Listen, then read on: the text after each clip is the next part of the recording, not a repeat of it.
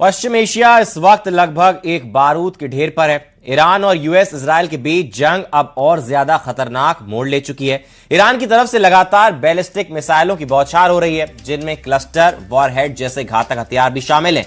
इन हमलों का असर साफ तौर पर तेल अवीव और आसपास के इलाकों में दिख रहा है, जहां रिहायशी इमारतें और रेलवे स्टेशन तक निशाने पर आ गए।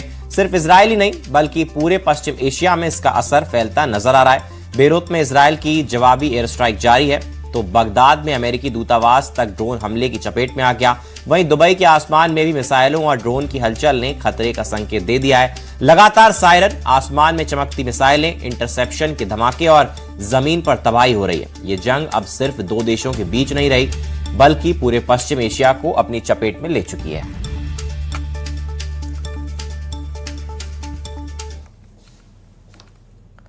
अमेरिका और इजराइल की तरफ से जिस तरह ईरान पर लगातार हमले हो रहे हैं, उससे साफ है कि ईरान की टॉप लीडरशिप उनके निशाने पर है। यह महायुद्ध का माइंड गेम है, जिसमें सुनियोजित तरीके से ईरान की टॉप लीडरशिप को निशाना बनाया जा रहा है, ताकि ईरान युद्ध में कमजोर पड़ जाए। जल्द ही ईरान इस युद्ध में घुटने टेकने के लिए मजबूर हो जाए। देखिए,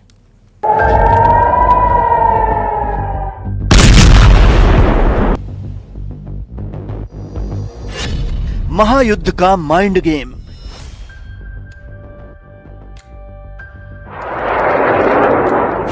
ईरान की लीडरशिप का द एंड।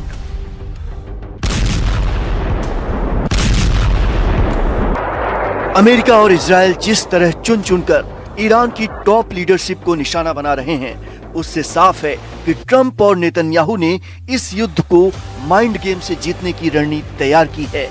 इसी कड़ी में चुन चुनकर उन नेताओं को निशाना बनाया जा रहा है जो ईरान की राजनीति और वहां की सेना में अपना विशेष प्रभाव रखते हैं।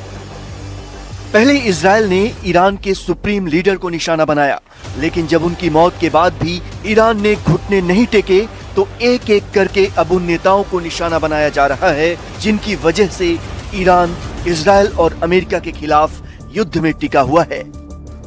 अली लारिजानी भी ऐसे ही नेताओं में से एक थे, जिन्होंने अली खामनेई की मौत के बाद और नए नेता की नियुक्ति से पहले ईरान की सत्ता के संचालन में निर्णायक भूमिका निभाई और ये संकेत दिया था कि ईरान लंबे संघर्ष के लिए तैयार है।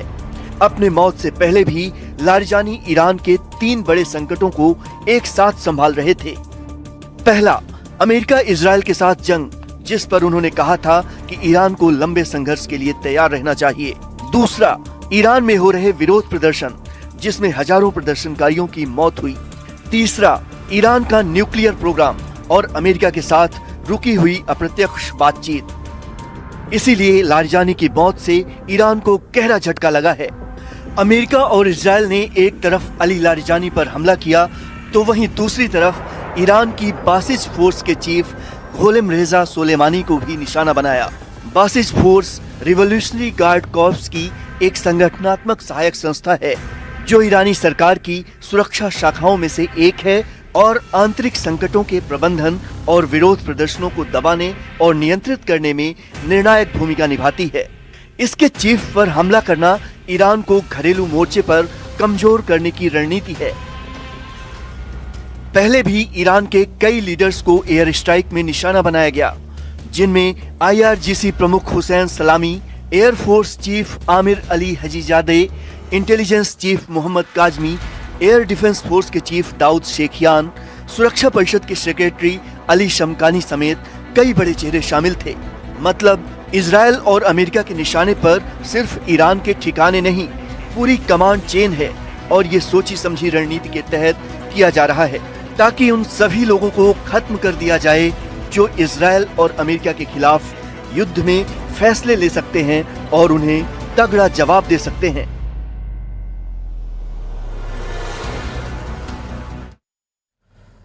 और लारिजानी की मौत के बाद ईरान ने कल की रात इजराइल के लिए कयामत की रात बना दी। कल पूरी रात इजराइल के आसमान से शोले गरजते रहे। पूरी रात इजराइल के आसमान ईरानी मिसाइलों से गरजते रहे।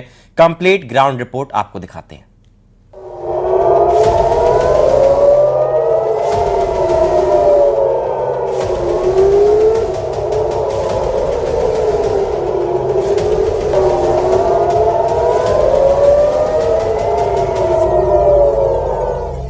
ईरान ने अली लारिजानी की मौत का बदला इजराइल पर रात भर क्लस्टर बम बरसा कर लिया।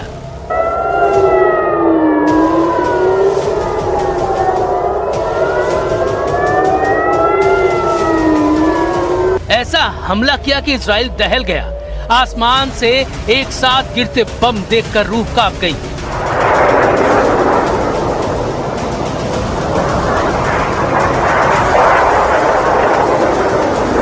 क्योंकि ये बम जहां गिरे वहां कुछ नहीं बचा।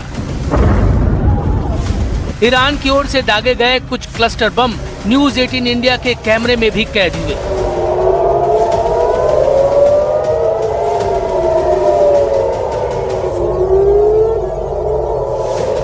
न्यूज 18 इंडिया के संवाददाता रिफत अब्दुल्लाह ने ये तस्वीरें जान पर खेलकर लोगों तक पहुंचाई।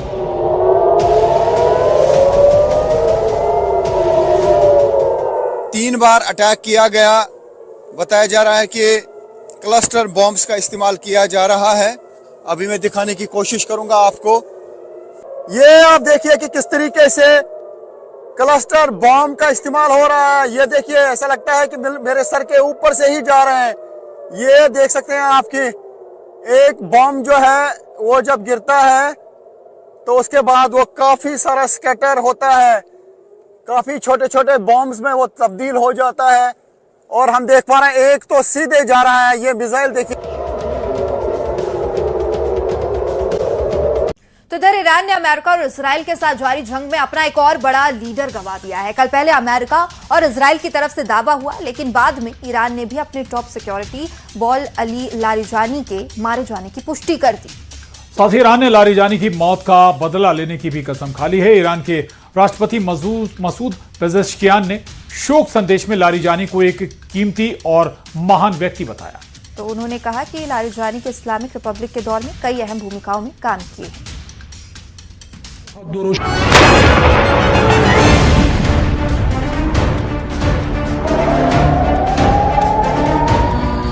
अमेरिका और इजराइल के जिस दावे को लेकर दुनिया भर की मीडिया में चर्चा होती रही, उसे अब ईरान ने भी स्वीकार कर लिया है। ईरान के विदेश मंत्री अब्बास अरागची ने अमेरिका और इजराइल के हमले में ईरान की सुप्रीम नेशनल सिक्योरिटी काउंसिल के सचिव अली लारिजानी के मौत के दावों की पुष्टि कर दी है। हालांकि उन्होंने ये भी कहा कि लारिजानी की हत्या से ईरान की सरकार को कोई झटका नहीं लगेगा। अब्बास अरागची ने कहा कि अमेरिका और इजराइल अभी तक क्यों नहीं समझ पाए कि ईरान की इस्लामिक रिपब्लिक एक मजबूत राजनीतिक ढांचे वाली व्यवस्था है, जिसमें स्थापित राजनीतिक, आर्थिक और सामाजिक संस्थाएं मौजूद हैं। किसी एक व्यक्ति की मौजूदगी या गैर मौजूदगी इस ढांचे को प्रभावित नहीं करती। वहीं IRGC यानी इस्लामिक रिवॉल्यूशनरी गार्ड कॉर्प्स ने भी लारिजानी की मौत की खबर के बारे में जानकारी दी है। लारिजानी पर उस वक्त इजराइल ने हवाई हमला किया जब वो अपनी बेटी से मिलने परदिस इलाके में गए थे। वो अपने बेटे और बॉडीगार्ड्स के साथ अपनी बेटी के घर पर मौजूद थे। तभी इजराइल की मिसाइलों ने ऐसा जबरदस्त हमला किया कि पूरी इमारत ढेर हो गई। हमले में अली लारिजानी के साथ साथ उनके बेटे मोर्तजा लारिजानी, उनके डिप्टी अली रेजा बायात और उनके कई बॉडीगार्ड्स मारे गए हैं। इससे पहले ट्रंप और नेतन्याहू ने लारिजानी की मौत का दावा करते हुए कहा था कि ईरान का टॉप ऑफिसर लारिजानी ईरान में प्रदर्शनकारियों की हत्या का जिम्मेदार था।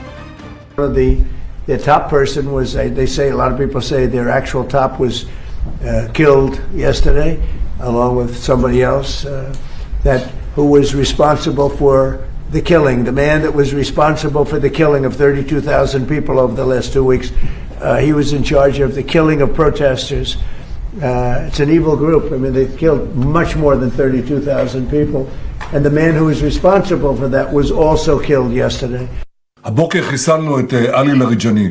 אלי לאריג'אני זה הבוס של משמרות המהפכה, שזה חבורת הגנגסטרים שמנהלת בפועל את איראן. אנחנו חיסלנו לצידו גם את מפקד הבסיס, זה העוזרים של הגנגסטרים, שהם מפיצים טרור ברחובות טהרן וערים אחרות של איראן נגד האוכלוסייה. גם שם אנחנו פועלים מהאוויר עם מטוסים של חיל האוויר, עם כטב"מים, וגם שם פועלים. उधर ईरान ने भी साफ कर दिया है कि वो अली लारिजानी की मौत का बदला लेगा। ईरान के राष्ट्रपति मसूद पेजेश्कियान ने शोक संदेश में लारिजानी को कीमती और महान व्यक्ति बताया।